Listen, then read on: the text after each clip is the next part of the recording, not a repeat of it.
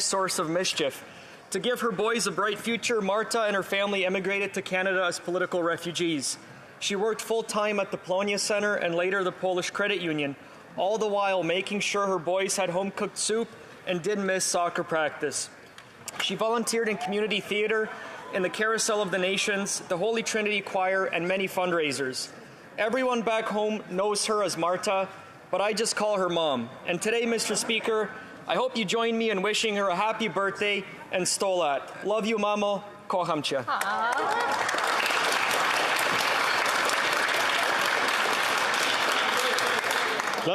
The Honourable Member for Beauce. Mr. Speaker, this year we'll finally be able to celebrate with the whole family together around a good Christmas dinner. But in spite of that, we must not forget that some, for many reasons, can't afford a good meal at all. This time of the year invites us to share and to be generous. More than ever, food banks need our help. In my riding alone, according to the website of Moisson Beauce, out of the 12,500 requests for food aid answered every month through their network of organizations, 1/3 are for children. I repeat, 1/3, Mr. Speaker, are for children. I invite all those who can to give to these food banks. That is the true spirit of Christmas. And so I'd like to thank the volunteers of these many organizations who take the time to collect the food, prepare it, and to make donation baskets. In Beauce, you can donate food to some 50 organizations, including the Comité d'Aide de Beauceville, La Source de Sainte-Marie, Saint-Vincent-de-Paul, and Moisson Beauce, of course. So that everyone can celebrate Christmas with a good dinner. Let's do that. Merry Christmas and a Happy New Year to all. Thank you. The Honourable Member for Oakville North, Burlington. Thank you, Mr. Speaker. 33 years ago, 14 young women were murdered at École Polytechnique. This act of violent misogyny shook our country and led our government to designate December 6th as the National Day of Remembrance and Action on Violence Against Women. Sadly, women continue to be subject to violence and misogyny today. We must stop gender-based violence. I invite all members of this House to join me this evening for a panel event and critical discussion in partnership with Actua to raise awareness and advance solutions on how to effectively protect and empower women online. Following the panel, we will be screening Backlash, Misogyny in the Digital Age, a film showcasing the stories of 4 women and 1 man whose lives have been negatively impacted by online violence.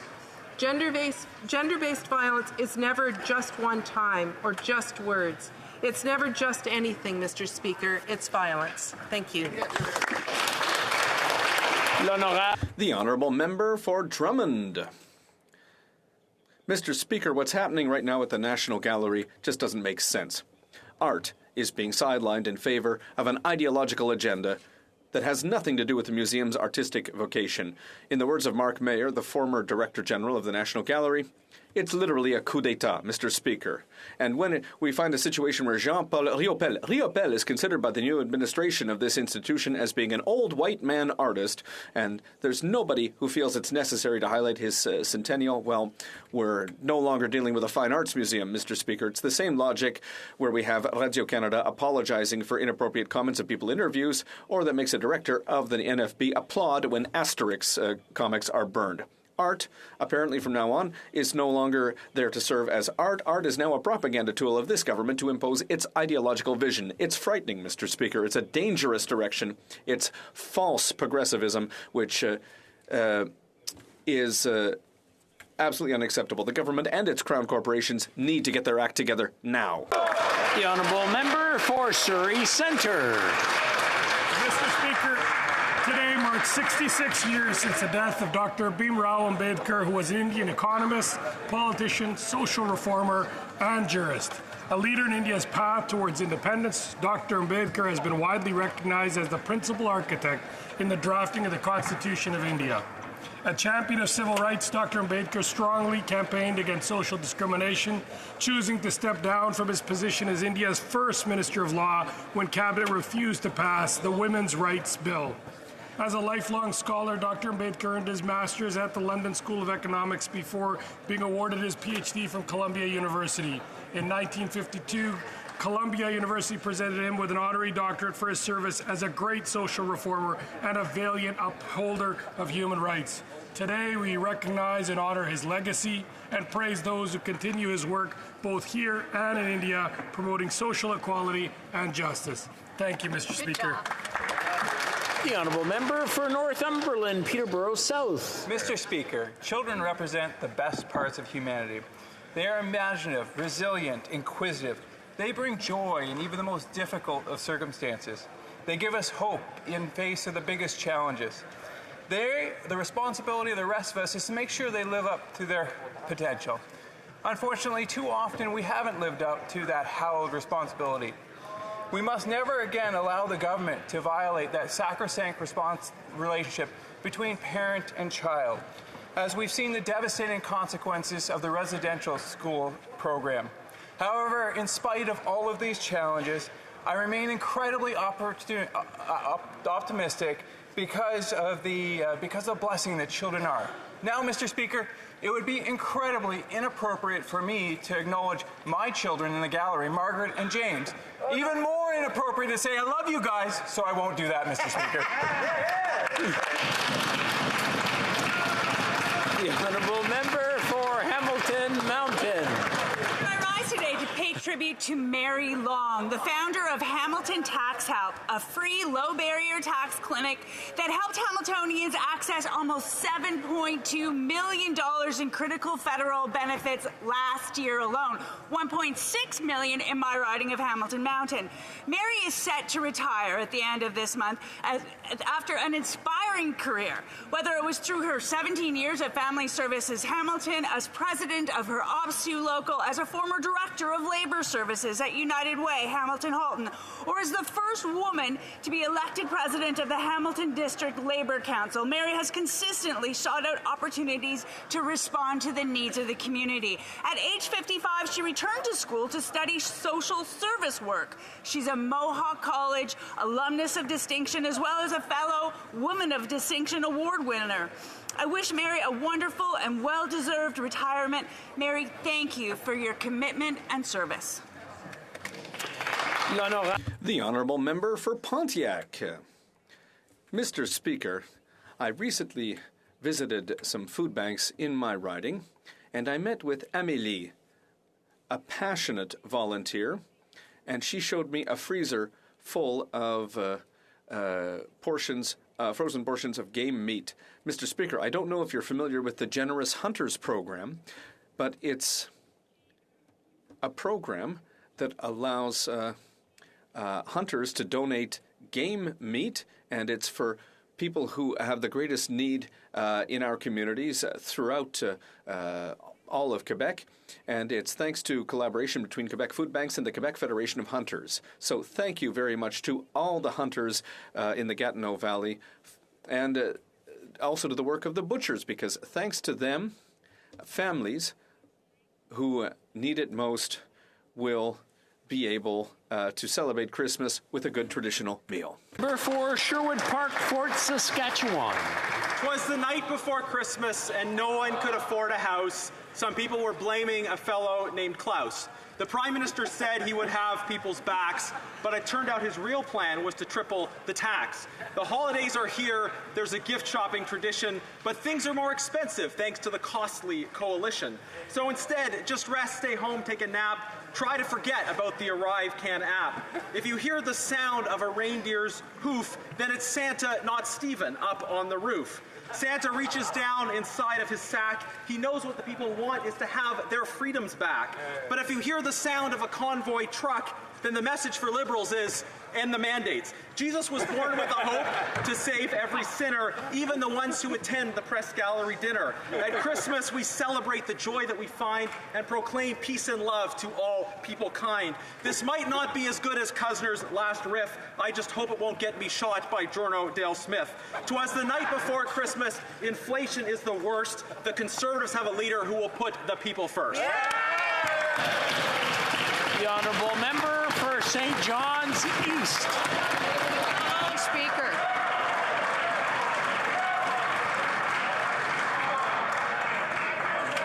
Thank you, Mr. Speaker. The holiday season is upon us, and back in St. John's East, many will celebrate together and welcome home loved ones, celebrate the annual Mummering Festival, and have a little fun on Tibbs Eve. But this is also a time to reflect on the true meaning of the season. You can welcome an international student away from home for dinner. You can reach out to friends and neighbors who might be alone and find this season hard.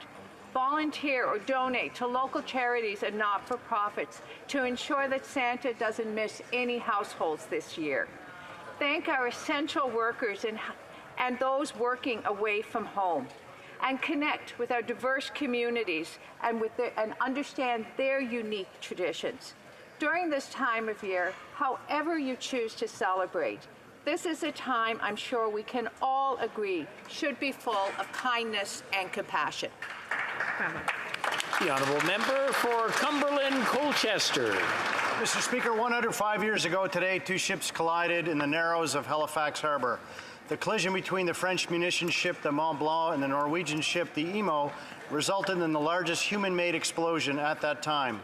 1,782 people were killed and an estimated 9,000 were injured. Relief efforts came from across Canada and the northeastern United States. To make matters worse, these heroic rescue efforts were also hampered by a snowstorm. The community of Richmond was devastated, as was the long-standing Mi'kmaq community of Turtle Grove. Lives of countless Haligonians were changed forever. Railway dispatcher Vince Coleman's heroic effort to stop incoming trains stand out, and I quote, "Hold up the train. Ammunition ships afire in the harbor, making for Pier 6, and will explode. Guess this will be my last message. Goodbye, boys."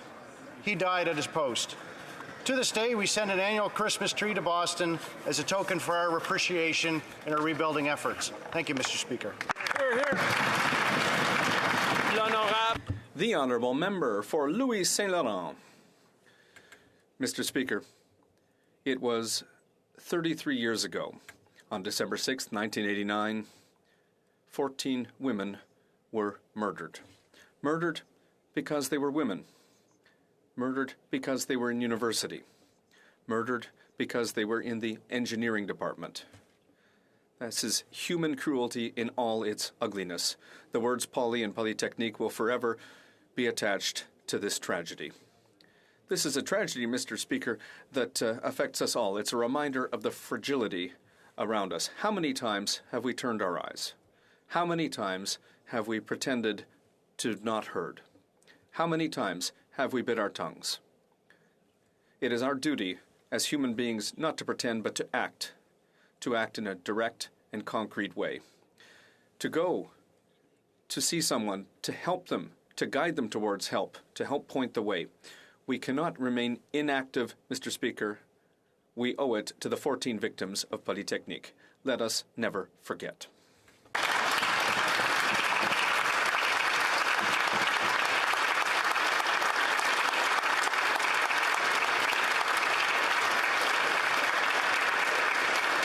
L'honorable député. The honourable member for Châteauguay-Lacolle. Mr. Speaker, for 33 years now, December 6th is a sad reminder of how much violence against women is part of our daily lives. The events that took place at Polytechnique destroyed the lives of 14 brilliant young women. This was a collective shock, and we must all remember what happened. And violence against women is not always obvious, but it is always devastating.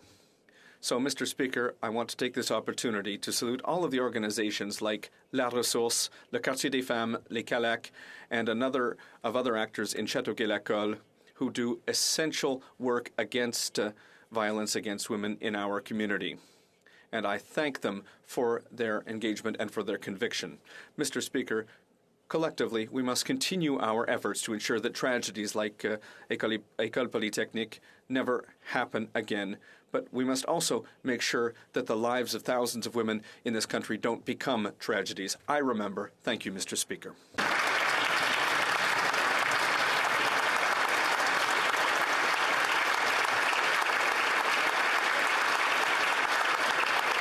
L'honorable. The honourable member for Rosemont-la-Petite-Patrie.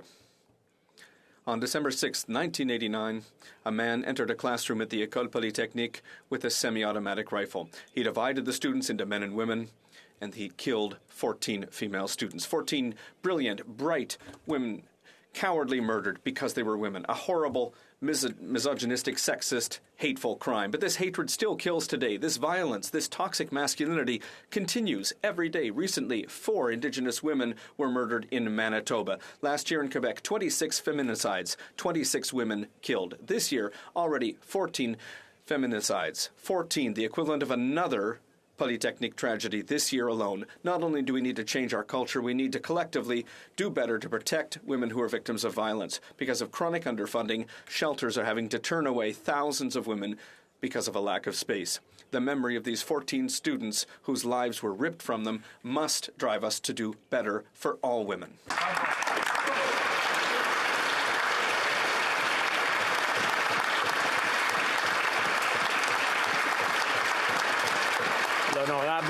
The Honourable Member for Avignon, Lamitis-Matane-Matapedia.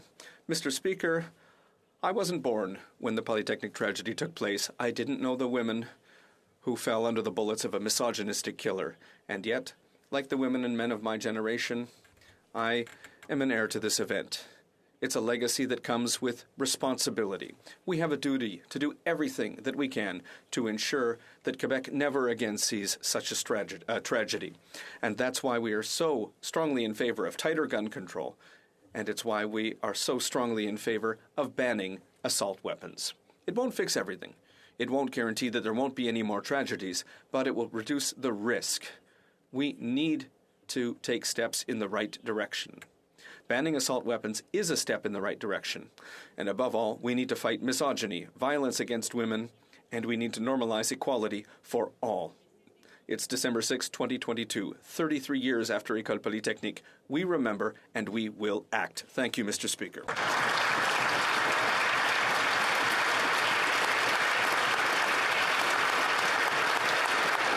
The Honourable Member for Kelowna Lake Country. Mr. Speaker, the difference between what I'm hearing from my residents in Kelowna Lake Country and from the Liberal government couldn't be more far apart. While local seniors tell me they're choosing between gas and groceries, a Liberal minister said he's, quote, sick and tired of people complaining about heating their homes in cold weather. Well, Canadians are sick and tired of a carbon tax plan that has missed every target and left Canada as 58th out of 63 countries in climate performance. People are worried with the latest Canada Food Price Report, which says a family of 4 will pay more than $1,000 extra in 2023. A Conservative government will axe the tax to lower the cost of basic essentials like food, gas, and home heating. We will end wasteful government spending to stop the Liberals' Made in Canada inflation, and we will invest in Canadian innovation, mineral exploration, and electric infrastructure to build a cleaner, greener, and affordable future we all want.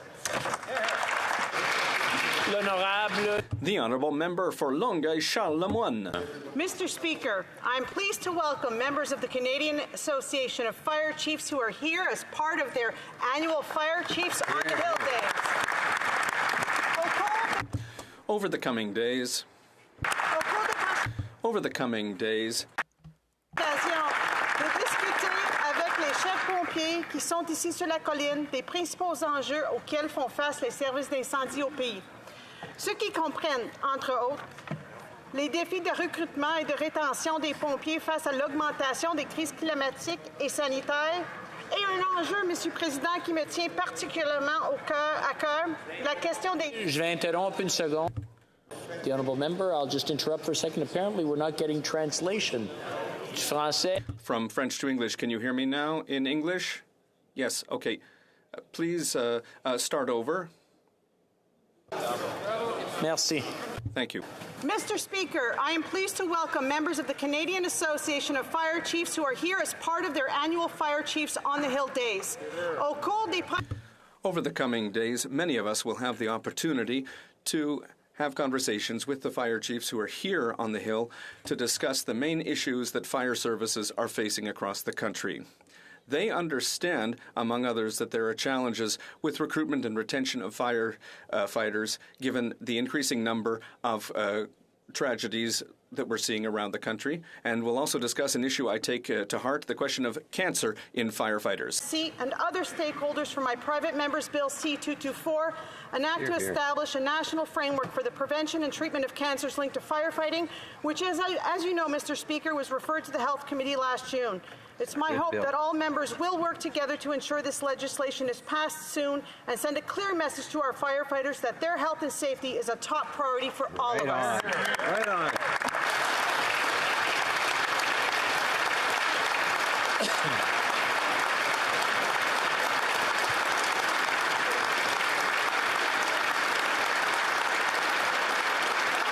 Oral questions. Question orale. The Honourable Leader of the Opposition.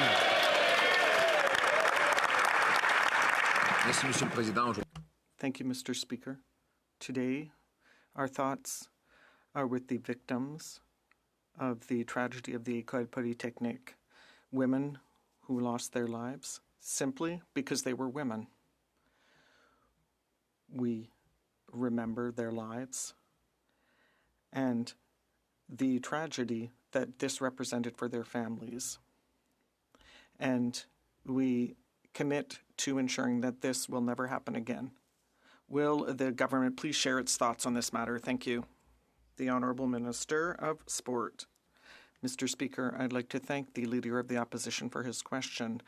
Obviously, all of us here today send our thoughts to the families of the victims, the 14 women who were murdered during the École Polytechnique tragedy. The government wants to do more to protect women, and that's why we have this very important bill to limit assault rifles. And so we invite all parliamentarians to work with us to strengthen this bill and better protect women. The Honourable Leader of the Opposition. The Auditor General today pointed to horrific waste. According to her, the government wasted at least $4.6 billion and another $27 billion, which she said were suspicious overpayments and should be investigated. There are 1,500 ineligible recipients. So why did the government waste money and create inflation on the backs of Canadians? The Honourable Minister of Revenue. Mr. Speaker, our government acted quickly to help Canadians during the pandemic, and we made the right choices. We would like to thank the Auditor General for her report and for her hard work, and we'd like to thank her for confirming that our COVID-19 benefits were targeted and effective. It is clearly indicated in the report that those benefits helped the economy get back on its feet, and Canadians know that we protected them, and we will continue to do that, Mr. Speaker. The Honourable Leader of the Opposition. Is now exposed for having wasted massive sums over the last several years. According to the Auditor General, there is $4 billion of known waste, another $27 billion of suspected waste. There is $60 million of spending that's under criminal investigation.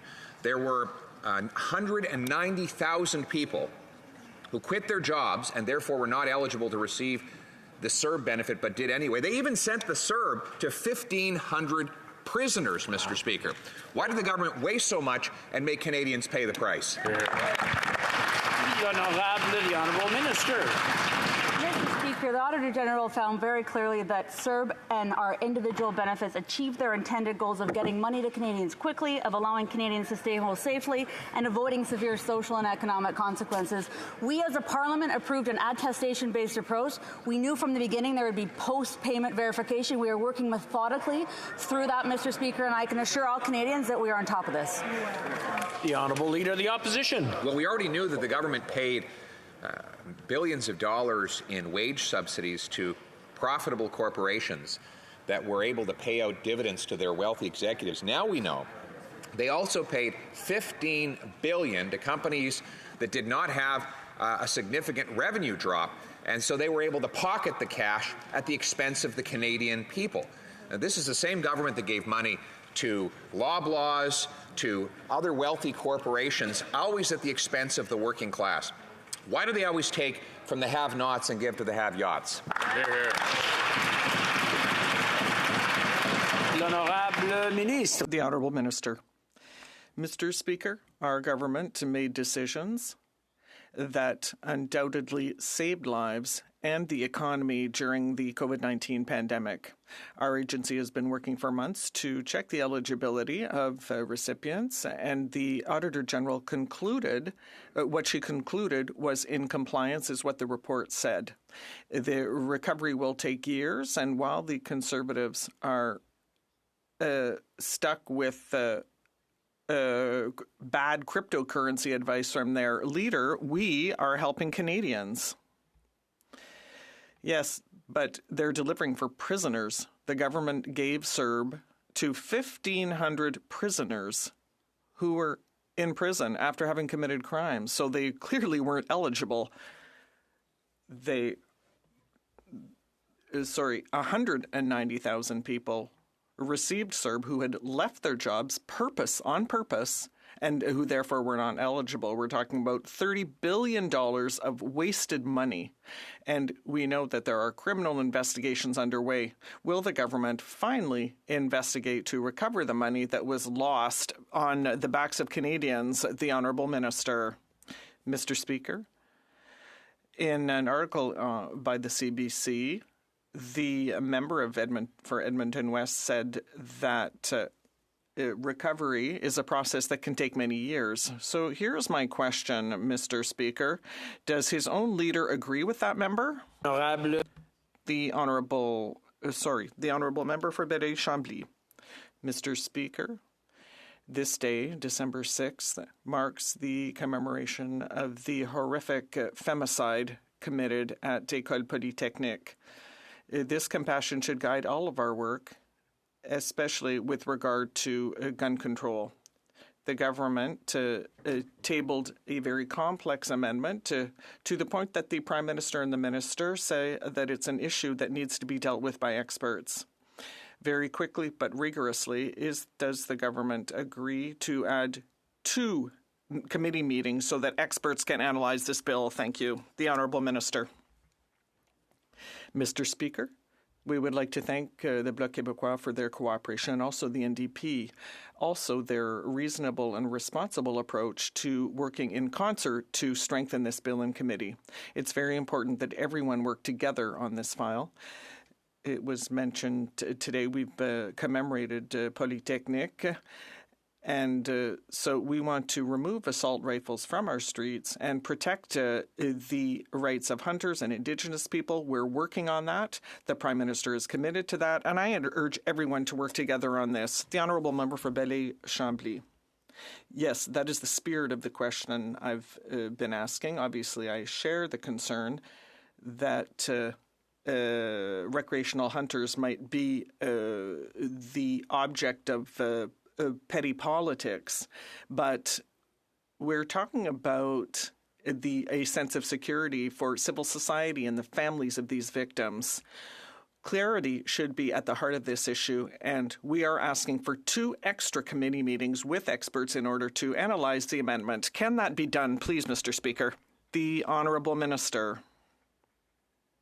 Mr. Speaker, our government is determined to work with all parliamentarians, with the Bloc, with the NDP, to ensure that this bill strikes the right balance and achieves the objectives that we set, that is to eliminate weapons, for example, that were used to kill people at Polytechnique and the Quebec Mosque, while protecting the rights of hunters and Indigenous people. The Honourable Member for Burnaby South.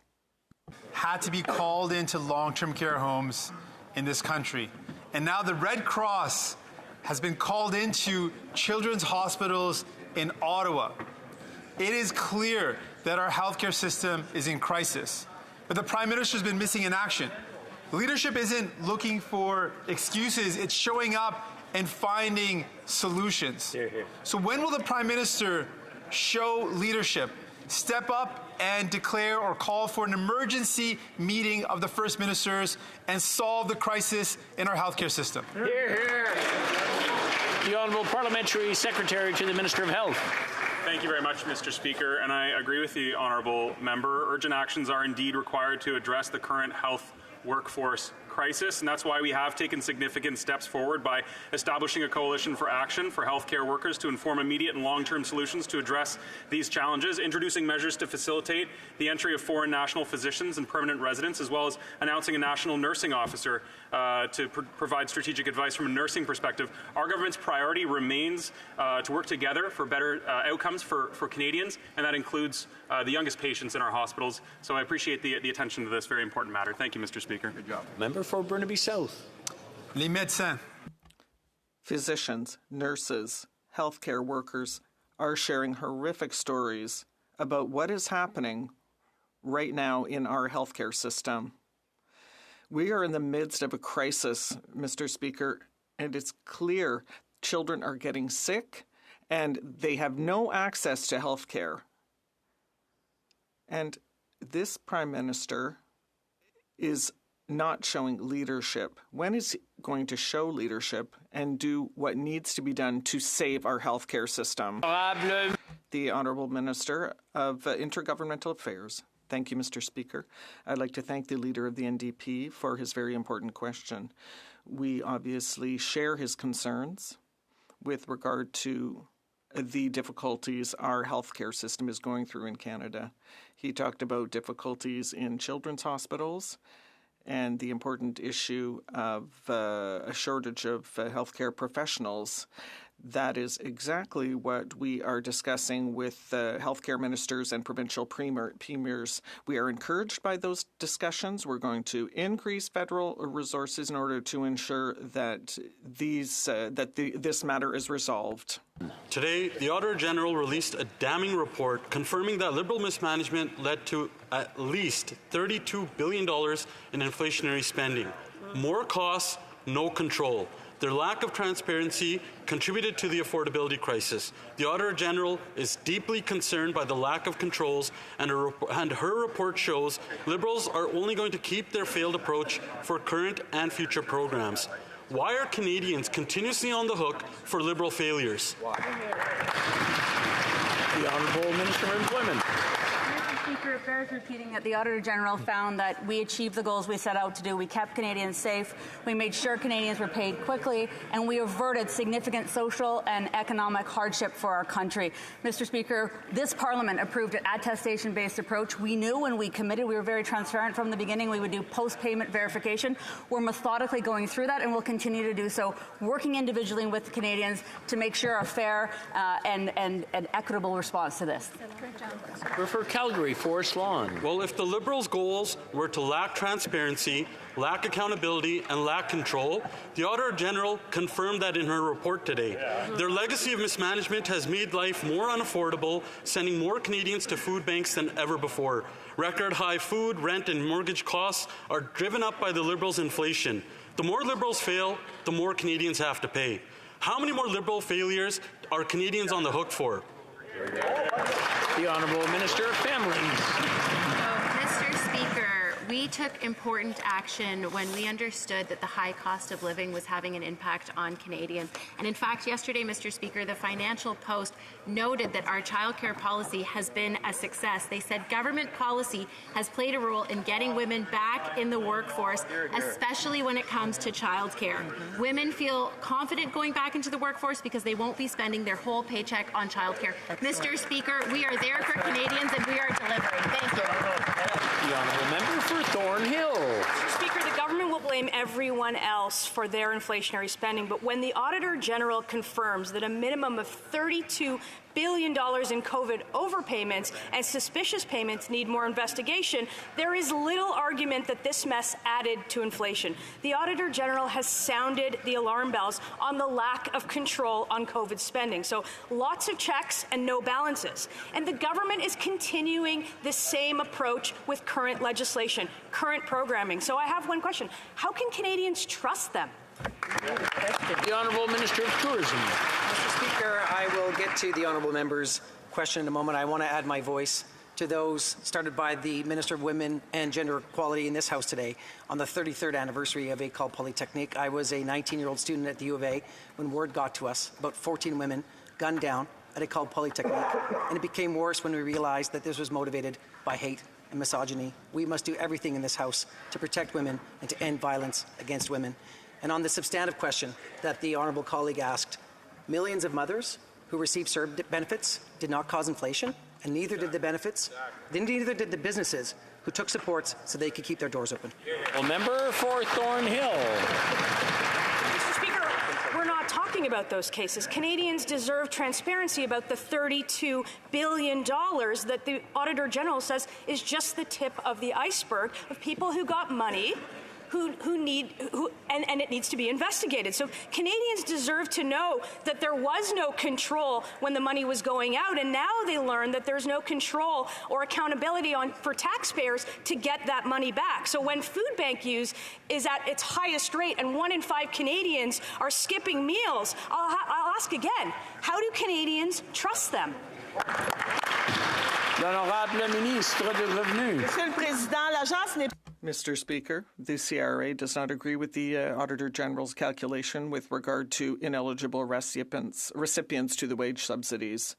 The CRA's calculations indicate that the people were highly compliant and that the Auditor General's figures were exaggerated. It's not her fault because we all know that she was pressed by the opposition to produce this report.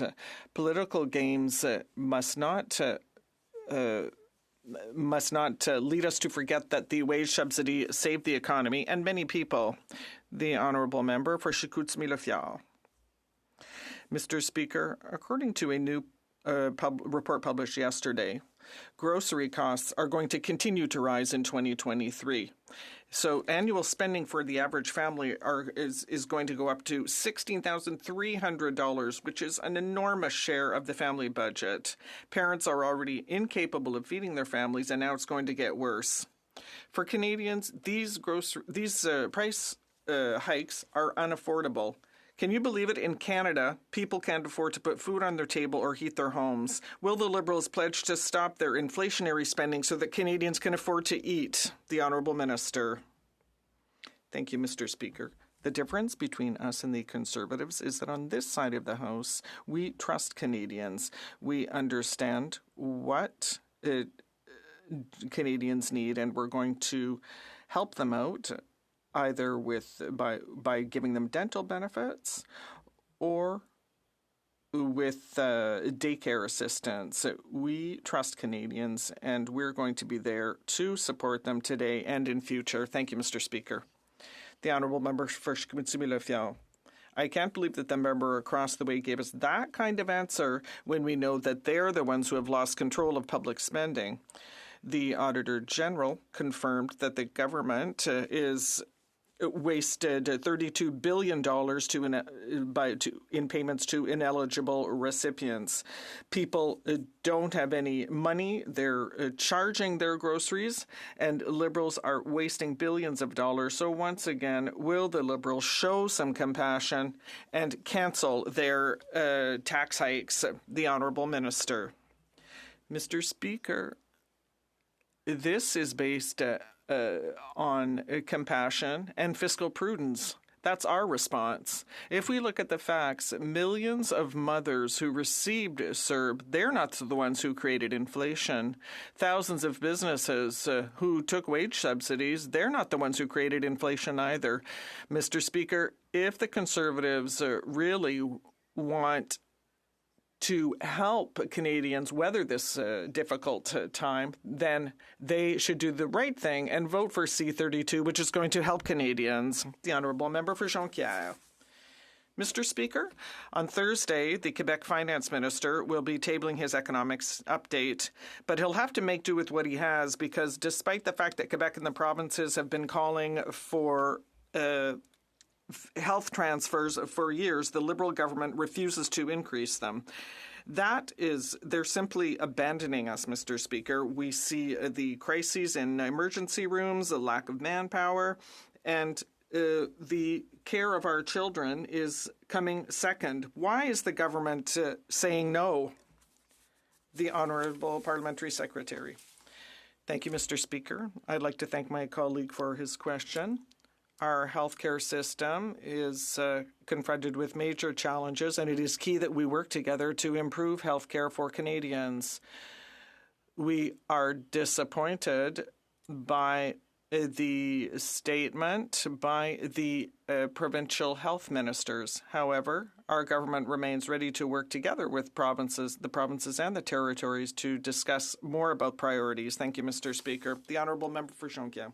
Mr. Speaker, this government doesn't want to increase health transfers. It wants to impose standards. But which standards? How is Ottawa a better place to tell Quebec and the provinces how to do their work?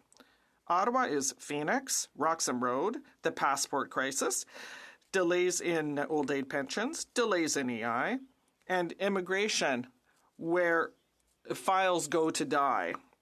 So how does this government have the gall to tell provinces and Quebec how to do their work? The Honourable Minister. Mr. Speaker. With all due respect to my colleague, he knows that to say that we're not ready to increase health transfers is not true. We have been very clear. We're going to work with the provinces for that very purpose, to increase federal transfers to the provinces who have the responsibility and the jurisdiction to manage their healthcare systems. We recognize that. The only thing that we're asking for is to have transparent discussions with the provinces to ensure that we achieve the outcomes for patients and for Canadians from coast to coast to coast. The Honourable Member for Jonquière. Transparent discussion, Mr. Speaker, those are standards, and we're going to repeat that once again. What the healthcare system needs is not standards. It needs Ottawa to do its share. Frankly, there is no one who thinks that the Quebec healthcare system has no standards. We're sick and tired of the federal government's haughty and pretentious attitude trying to tell us that they know best. What Ottawa needs for the healthcare system is funding, not condescension. So when will the federal government increase health transfers? The Honourable Parliamentary Secretary. Thank you, Mr. Speaker. And I'd like to thank my colleague for the question, but that is not true. For a long time, the government has been working with the provinces and territories, not just for healthcare funding, but to ensure a national vision of healthcare that meets the needs of Canadians. We will increase health transfers to 10% in 2023. Mr. Speaker, we will continue to work with the provinces and territories to improve healthcare in Canada. Thank you, Mr. Speaker. For Carlton Trail, Eagle Creek. In 2021, the government procured a system to track vaccines. This system, Vaccine Connect, is set to cost Canadians over $59 million. The government then decided to delay the development of key capabilities, forcing employees to use spreadsheets instead. This led to significant waste of vaccines and taxpayers' dollars, including confusion on expiration dates. Why did the government delay key developments on its own project, wasting vaccines and taxpayers' money? The Honourable Parliamentary Secretary to the Minister of Health. Thank you very much, Mr. Speaker. Canada's COVID-19 procurement strategy was undertaken at a time of considerable uncertainty with the goal of protecting the health and safety of Canadians, and that is what we did, Mr. Speaker. While Canada's overall COVID-19 immunization strategy has been a success, with modelling suggesting that public health measures without vaccination could have seen over 16.5 million cases and nearly 500,000 deaths, improvements can and will be made to ensure continued success and future preparedness. But, Mr. Speaker, there was no waste. That is a false claim. And to suggest that we didn't act expediently, Mr. Speaker, is outside of the frame of... For Carlton Trail, Eagle Creek. Well, Mr. Speaker, perhaps that member would like to have a conversation with the Auditor General. In her report this morning, she made it clear the government is on track for almost $2 billion in wasted vaccines by the end of this year. Over 15 million doses wasted so far, with the potential of the majority of another 55 million set to expire in 26 days. This government took vaccines meant for underdeveloped countries, the only G7 country to do so, while wasting billions in expired vaccines. When will this government stop its wasteful spending of taxpayers' dollars? Good job. The Honourable Parliamentary Secretary. vaccines during a deadly pandemic was wasteful. Context matters, Mr. Speaker. And at the start of this pandemic, no one could predict which vaccine would be most effective. And with an increased global demand, our government prioritized protecting the health and safety of Canadians. Exactly. We will continue to work to keep securing the vaccines that Canadians need while taking measures to manage our supply and reduce wastage, Mr. Speaker. As recommended, we will also continue to work with provinces, territories, and Indigenous partners to enhance data sharing across jurisdictions and partners through a pan-Canadian health data strategy. Thank you, Mr. Speaker. The honourable member for Simcoe North. Mr. Speaker, the Auditor General stated that the process this government relied on to distribute COVID benefits led to $4.6 billion in overpayments to ineligible individuals and at least another $27 billion that needs to be investigated. So how much of this $32 billion can taxpayers expect to recover, and how much money is this government going to spend in administrative costs to recover money for taxpayers? Good question. The Honourable Minister of Employment. Parliament approved an approach that was attestation-based and then rigorous post-payment verification. As a result of that approach, Mr. Speaker, Canadians were able to put food on their table. Canadians remained attached to their job. We positioned our economy well to come roaring back at the end of the pandemic. It has. 117% of the jobs have been recovered, and our public health outcomes are the envy of the world. The honourable member for Simcoe North. Mr. Speaker, the problem is the Auditor General said very clearly the post-payment verification process is anything but rigorous. The problem is taxpayers are now on the hook for these billions of dollars that they may never receive back. And this is the same failed process that the government is relying upon when distributing their new dental and rental benefits. So will the government admit that it had no controls and finally put some controls in place before they distribute any more government money? The Honourable Minister.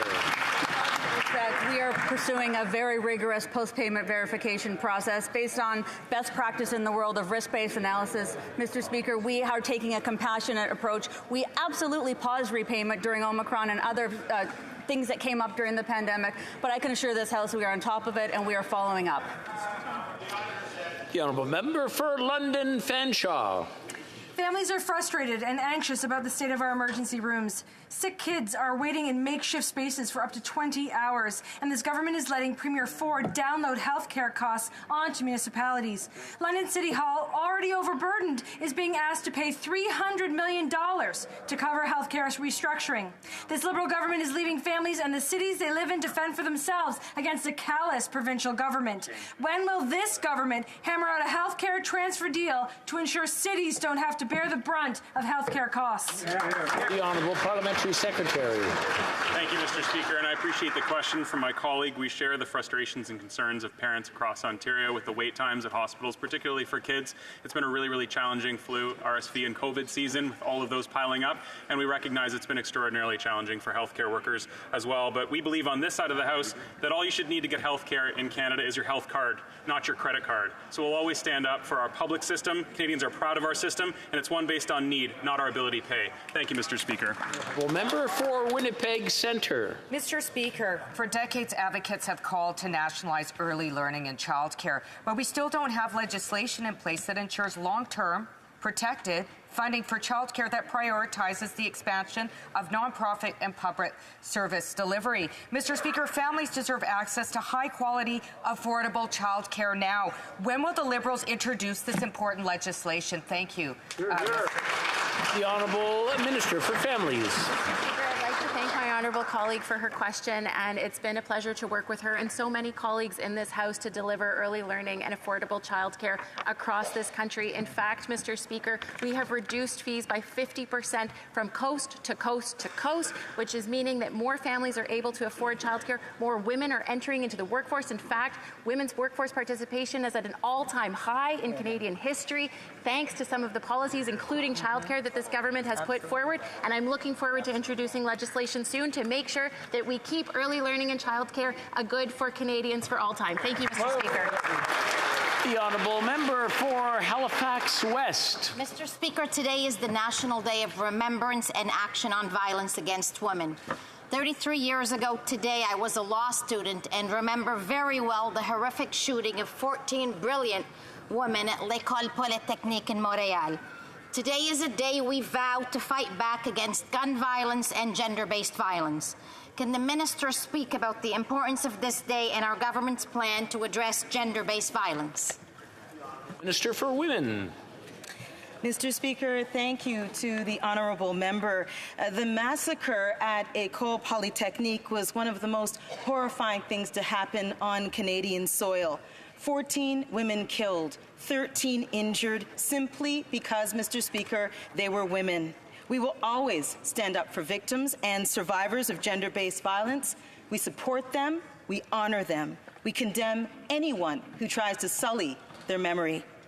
And we will not rest until every Canadian, Mr. Speaker, is safe. The honourable member for Northumberland, Peterborough South. Mr. Speaker, the Auditor General is an incredibly critical part of our democracy. And so when an individual calls the Auditor General's integrity into question, which happened just now in this House, is an attack on our democracy. Simply, her only offense was not supporting and endorsing Liberal waste. Will the Minister apologize? L'honorable ministre du Revenu national. Monsieur le Président, pendant que nos collègues d'en face parlent de gaspillage, parce qu'on a investi dans 13 programmes pour aider les Canadiens pendant la pandémie. Apparemment, il y a un problème avec la traduction. Est-ce que vous... Can you hear me in English? It's working? Okay. Redonnez, écoutez-moi parce que... Okay, we'll give the floor back to the minister, and you can hear me now. The interpretation is working. We'll ask the minister to answer the question, and we'll listen quietly. The Honourable Minister. Mr. Speaker, I said that while our colleagues opposite were talking about waste in the 13 programs we implemented during the pandemic, on this side of the House, we can say that we saved lives. I'm not going to apologize for that. I'm not going to apologize for a government that saved lives. And what's worse, the opposition is willing to play petty politics at the expense of children. It's shameful. For Northumberland, Peterborough South. Mr. Speaker, it wasn't the opposition that called out $32 billion in waste. That was the Auditor General. And my question again is a simple one. Will she retract her comments calling into question the independence of the Auditor General? Yes or no? The Honourable Minister. Merci.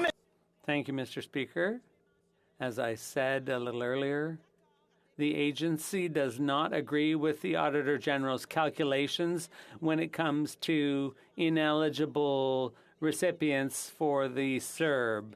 The agency's checking reveals that the Auditor General's figures were exaggerated. It's not the Auditor General's fault. She was under a lot of pressure from the opposition, and these political games should not be tolerated. The CERB saved our economy. The Honourable Member for Mégantic-l'Érable. Nowhere in the Auditor General's report did she question anything about having not enough time to produce her report. The report does not accuse the opposition of having pressured the Auditor General. To hide her own incompetence, the Minister of National Revenue today has questioned the integrity of the Auditor General of Canada in her report on pandemic spending. She should apologize. Will she, right now, yes or no? The Honourable Minister of National Revenue, of Heritage.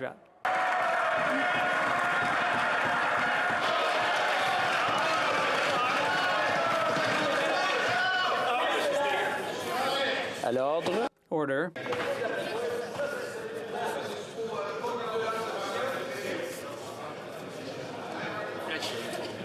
Laissez savoir quand vous êtes prêts.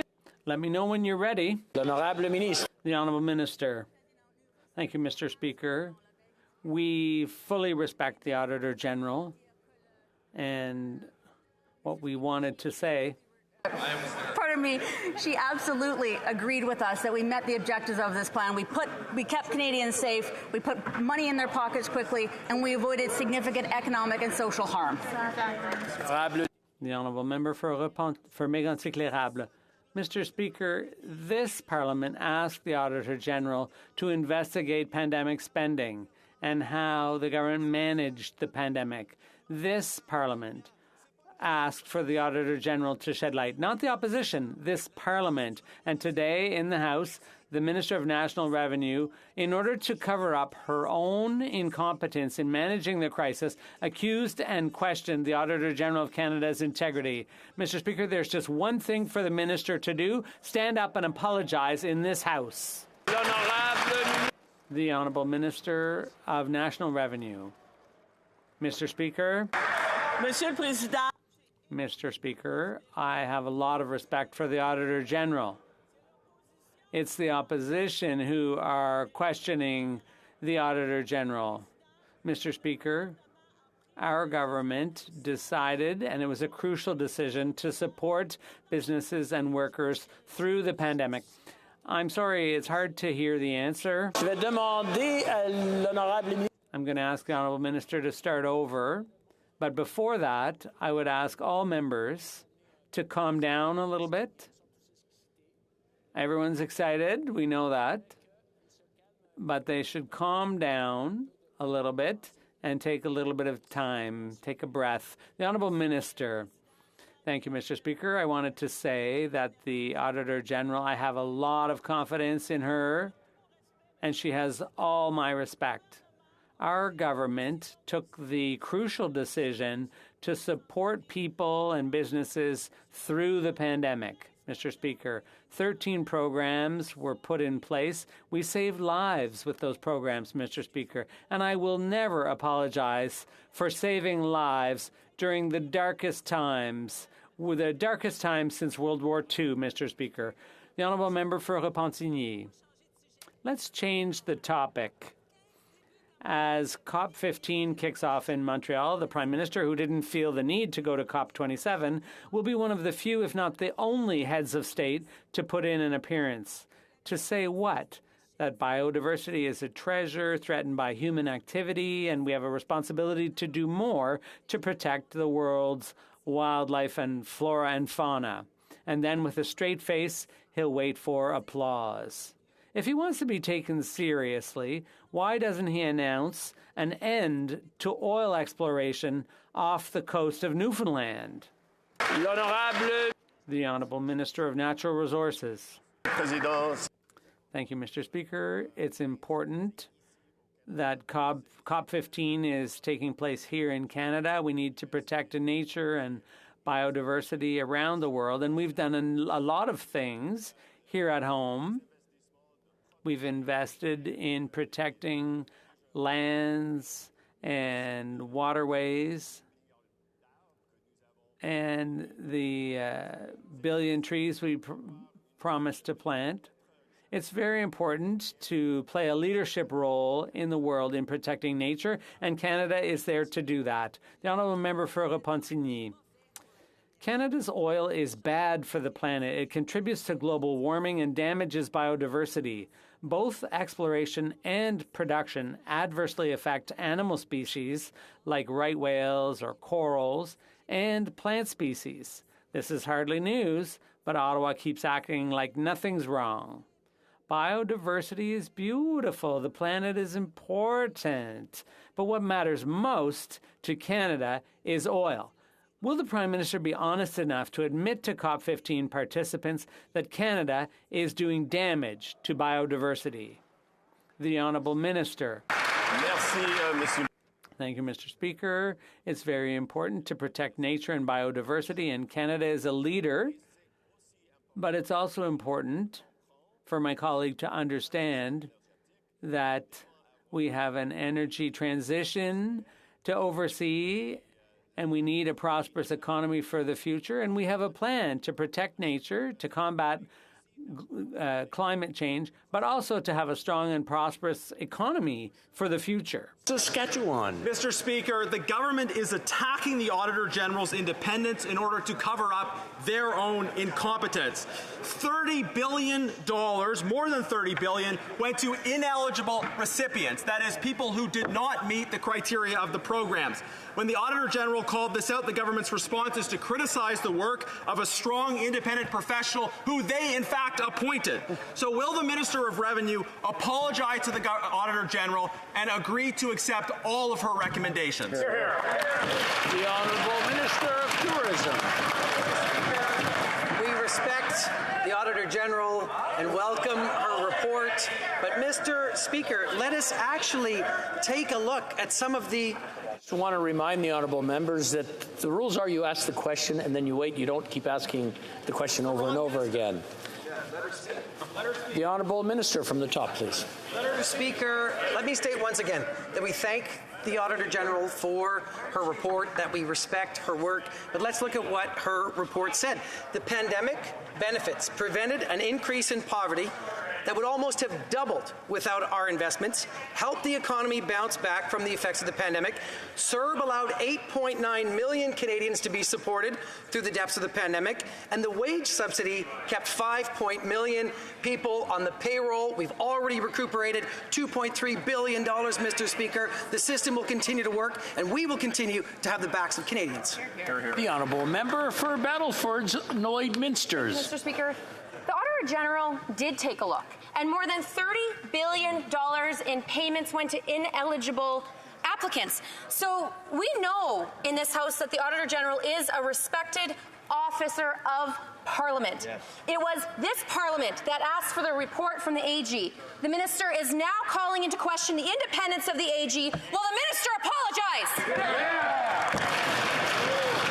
The Honourable Minister of Employment. Speaker, we thank the Auditor General for her report. We worked closely with her to make sure she had all the data she needed to make her findings. And we are working hard on the post-payment verification to ensure that we work with individual Canadians. Over 150,000 Canadians have already worked out agreements with CRA for payment. And Mr. Speaker, we will continue methodically pursuing this work until it's done. Good job. The Honourable Member for Battleford's Lloydminster. Well, Mr. Speaker, that definitely was a non-answer. They say that they worked with the Auditor General, but they won't accept the recommendations from the Auditor General. Mr. Speaker, will the Minister of Canada Revenue Canada, stand up and apologize for her remarks that seem to be that her government does not trust the Auditor General and the work that was done? The Honourable Minister. Our government trusts and respects the work of the Auditor General. And Mr. Speaker, let me just share with you.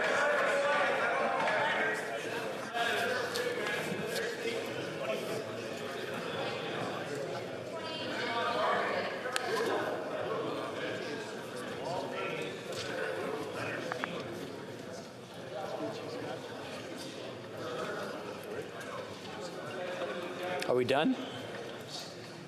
Very good. The Honourable Minister, please proceed. Mr. Speaker, let me repeat that our government respects and honours the work of the Auditor General and that we take a report. And let me share, Mr. Speaker, point 1023 from the report, and I quote, "We found that the COVID-19 programs achieved their objective to help Canada avoid a more severe contraction of the economy and the social consequences, for example, a significant increase in poverty. This financial support allowed the economy to rebound and return." The Honourable Member for West Vancouver, Sunshine Coast, Sea to Sky Country. Monsieur le Président, notre gouvernement reconnaît. Mr. Speaker, last year the number of internal allegations of serious wrongdoing in the federal government rose to 381. These numbers show that public servants know about the Public Servants Disclosure Protection Act and how to report their concerns. Can the Minister explain what the government is doing to improve the legislation? The Honourable President of the Treasury Board. Thank you, Mr. Speaker, and I'd like to thank the member for his question and his hard work. We are seriously committed to promoting both of our official languages. On C-13, the Treasury Board will be playing a heightened monitoring role, and for the first time, That will include monitoring federal institutions to ensure that they respect their obligations to take positive steps, including cooperating with their provincial and territorial counterparts. C-13 must move forward in order to protect minority official language communities. Thank you. The honourable member for Kootenay, Columbia. Thank you, Mr. Speaker. Mary called me on the weekend. She's a senior on a fixed income, and her doctor is 230 kilometers away. She can't afford to fuel inflation. The Auditor General today revealed $32 billion in questionable spending, including $54 billion to build a $250,000 app, billions in wage subsidy to wealthy corporations, and issuing checks to prisoners and organized crime. Mr. Speaker, will the minister apologize for questioning the independence of the Auditor General? Great question. The Honourable Minister for Seniors. Mr. Speaker, we recognize the challenges that seniors are facing, and our government has been there for them. Mr. Speaker, unlike the party opposite that has opposed every single measure that we put forward to support seniors, whether it was making sure doubling up the GST credit, which will help 11 million people, rental and dental support, Mr. Speaker, increasing the old age security by 10% for those 75 and over, Mr. Speaker, or the fact that we're increasing the guaranteed income supplement that has helped over 900,000 seniors, Mr. Speaker. We're going to continue to make sure we support seniors now and into the future. Thank you. The honourable member for Charlesbourg, Haute-Saint-Charles. Mr. Speaker, what we've heard today from the Minister of National Revenue questioning the Auditor General's integrity, that's one thing. But the finding was that this is the worst mismanagement since World War II. Will the minister stand up and apologize on behalf of all the soldiers who died in World War II? The Honourable Minister. Mr. Speaker, we thank the Auditor General for her report and we respect her work tremendously. But let's look at some of her findings. Our supports during the pandemic prevented an increase in poverty. 8.9 million Canadians were helped to get through the pandemic, and with the wage subsidy, thousands of Canadians were able to save their jobs. This is what we did on behalf of Canadians, and it was the right thing to do. The honourable member for Charlesbourg, Haute-Saint-Charles. Mr. Speaker, I'm very disappointed by the Minister of National Revenue's lack of courage. The member for Gaspésie, I would invite her to apologize on behalf of all the soldiers. They were brave soldiers. Will the minister from the Gaspé show as much courage as those soldiers, stand up and apologize on their behalf? The Honourable Minister of National Revenue. Mr. Speaker, I'd just like to reassure my colleague that if there are people with courage out there, it is definitely people from the Gaspé and the Magdalen Islands. We have worked very hard to ensure that people who got COVID benefits were eligible, and we have a strategy of auditing and cost recovery. And this report simply confirms that our estimates were correct, Mr. Speaker. Vancouver, Grenville. Mr. Speaker, whether it's because of bad crops or extreme weather or Putin's illegal war in Ukraine or supply chain issues, food prices in Canada and around the world are on the rise. And Canadians are having a hard time putting food on the table, and they're looking to us. Can the Minister of Tourism and the Associate Minister of Finance tell the House what the government is doing to help Canadians with the cost of living? The Honourable Minister of Tourism. Thank you, Mr. Speaker. I would like to thank my friend and honourable colleague for Vancouver Granville for his hard work on the file and his dedication to his residents. Mr. Speaker, we are always here to support Canadians, and the measures that we have in place put more money in the pockets of Canadians. And in the fall economic statement, Mr. Speaker, we propose to eliminate student loan interest, to make housing more affordable, and to increase the Canadian workers' benefit. Mr. Speaker, the Conservatives can do the right thing and see their hearts grow not one, not two, but three sizes, and vote for C-32 and support Canadians.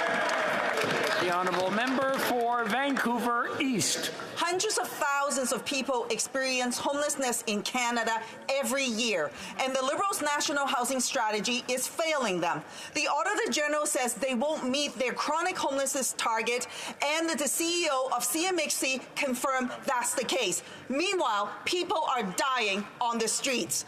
There is zero accountability from the Liberals and no clear plan to eliminate chronic homelessness. Canadians need action, not failed Liberal promises. What's the government's plan to eliminate chronic homelessness in Canada and ensure everyone has a place called home?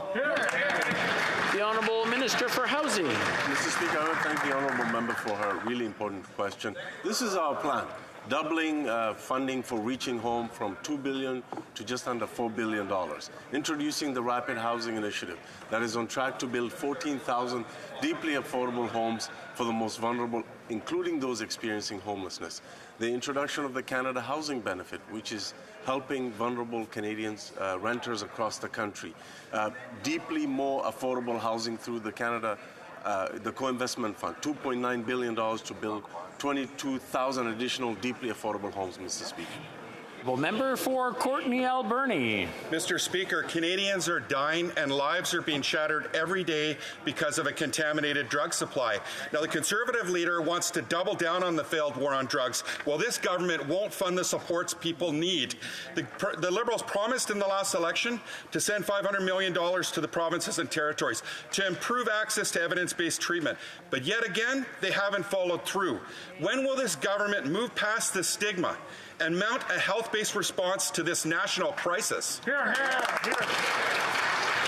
The Honourable Minister for Mental Health. Mr. Speaker, the toxic drug and overdose crisis continues, as the member says, to take a tragic toll on the families, loved ones, and communities. Our government will use every tool at our disposal to work with our partners to end the national public health crisis. Since 2017, we've committed more than $800 million to address the overdose crisis, and we are taking concrete steps to divert people who use drugs away from the criminal justice system. Approving BC's decriminalization proposal for personal possession of certain substances was an important step. We know that we have to do more, and we will. I'm afraid that's all the time we have for today. C'est tout le temps que nous avons. L'honorable député de Mirabel is... The Honourable Member for Mirabel on a point of order. Mr. Speaker, I'd like to read some of the words of the Auditor General, who stated that we are now focusing on how departments and agencies manage programs for the Canadian public as the pandemic continued to evolve. Today in this House, the Minister of National Revenue. This is a debate. I'd like to just remind members how a point of order works. A point of order is when a standing order has not been respected. So it's simply about reminding the House why we need to do things differently based on the standing orders. So if the member for Mirabel is ready to do that, I'm happy to hear from him. The Honourable Member. Well, Mr. Speaker, today the Minister of National Revenue attacked a basic institution, a basic part of the duties of this House, which is to hold this government accountable. She misled this House, which goes against the standing order, and she should rise and take back what she said and apologize, Mr. Speaker. Je crois que c'est plutôt un débat. This is debate. It's not a point of order. Parliamentary Secretary to the Government House Leader is rising on a point of order. On a point of order, Mr. Speaker, you somewhat addressed it there, but you made it very clear what a point of order is, and then the member just continued to go on about not a point of order. I think there has to be